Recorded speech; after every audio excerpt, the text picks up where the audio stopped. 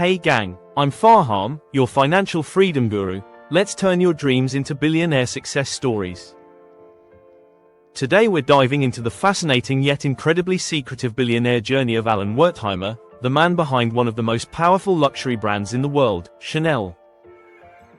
Now, most billionaires you hear about are loud, flashy, and constantly in the media, but Alain is the complete opposite. He's the kind of man who lets his empire speak for itself while he stays in the shadows, quietly building a fortune that rivals the richest people on the planet. His story isn't about hype or social media stunts, it's about legacy, vision, and the ability to turn one family business into a global luxury empire. Alain Wertheimer was born in 1948 in France into a Jewish family that already had deep roots in business and luxury. His grandfather, Pierre Wertheimer, had co-founded Chanel with the legendary Coco Chanel back in 1924. That partnership was one of the smartest business deals in fashion history, and it laid the foundation for the enormous empire Alain would one day control. Think about it, while Coco Chanel was the creative genius designing timeless pieces like the little black dress, the No. 5 perfume, and redefining women's fashion, it was Pierre Wertheimer who had the business mind to structure Chanel into something sustainable and scalable. Sir Alain didn't just inherit money, he inherited a legacy, a business culture, and a brand that already stood for class, elegance, and prestige. Growing up in this environment, Alain learned early about the power of luxury and the value of discretion. Unlike many heirs who get caught up in spending and glamour, Alain was different. When he and his brother Gerard inherited the family's stake in Chanel, they didn't just sit back and collect profits. Instead, they doubled down on expanding Chanel's reach while keeping its exclusivity intact. Alain became the co-owner and later the chairman of the brand, quietly steering it to new heights. He understood one of the most important principles of wealth. True luxury isn't about being everywhere, it's about being timeless, rare, and unforgettable. And that's exactly how he guided Chanel. Under Alain's stewardship, Chanel wasn't just about perfumes and dresses anymore. He oversaw smart expansions into new luxury categories like Eris lingerie, which added an intimate fashion touch, and Holland and Amp. Holland, a British gunmaker that appealed to the ultra-wealthy lifestyle clientele. This showed his vision. He wasn't just running a fashion house, he was building an ecosystem of luxury goods and experiences for the elite. And let's not forget one of his passions outside fashion, vineyards and horse racing. The Wertheimer brothers own some of the most prestigious vineyards in France, producing top wines, and they're also deeply invested in thoroughbred horse racing, carrying on a tradition their grandfather began. This wasn't random spending, it was a way of keeping the family's wealth diversified and anchored in industries that matched the image of prestige and exclusivity. What makes Alain Wertheimer's billionaire journey so fascinating is how private he is. While other billionaires chase the spotlight, Alain avoids it completely. He rarely gives interviews, doesn't flaunt his wealth, and stays away from social media. To the world, he's almost invisible, but to those who understand luxury, he's everywhere. His fortune, estimated at tens of billions, comes almost entirely from Chanel, a company that remains fiercely private and family-owned. In fact, Chanel is one of the few luxury giants not listed on the stock market, which means Alain and Gerard keep total control without having to answer to public shareholders. That's power, and that's how they've been able to keep Chanel's mystique alive while other brands become overexposed. Now let's talk about his leadership style. Alain Wertheimer believes in long-term thinking rather than chasing quick profits. He understands that Chanel isn't just selling products, it's selling dreams, elegance, and a lifestyle. That's why under his leadership, Chanel has never gone down the route of mass production or dilution. They don't put their logos on every item under the sun, they don't chase trends, and they don't discount their products.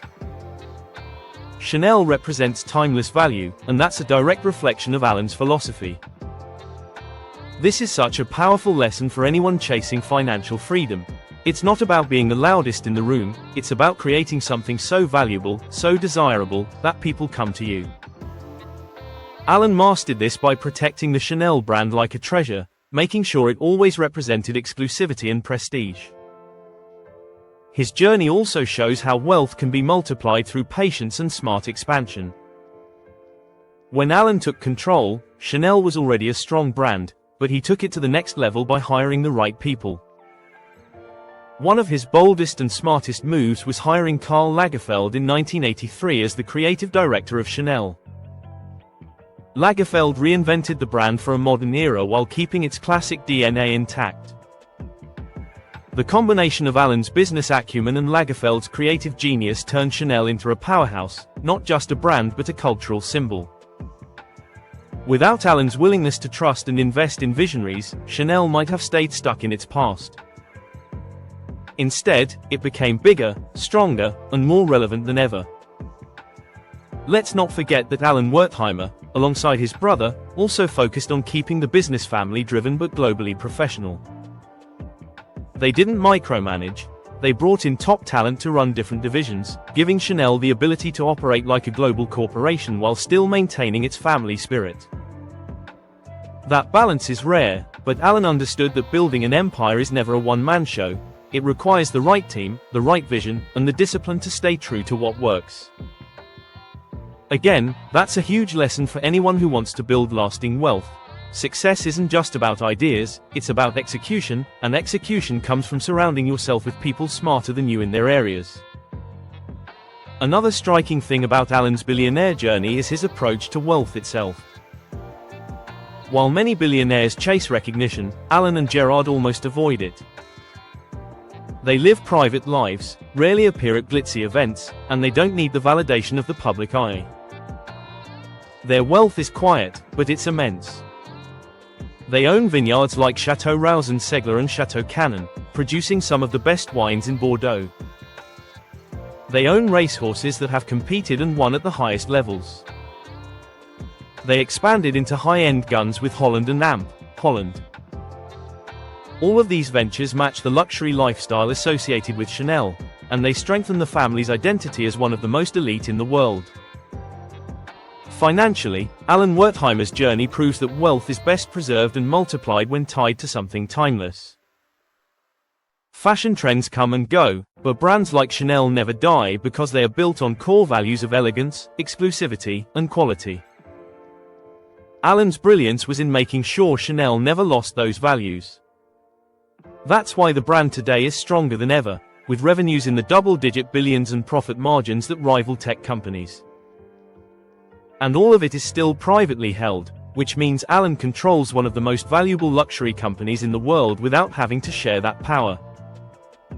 Imagine that, being in charge of a company worth tens of billions, with no shareholders to answer to, no quarterly earnings pressure, just pure long-term vision.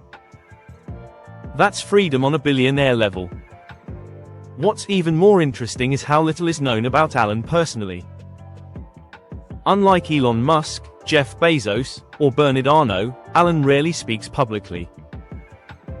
His pictures are hard to find, his interviews almost non-existent.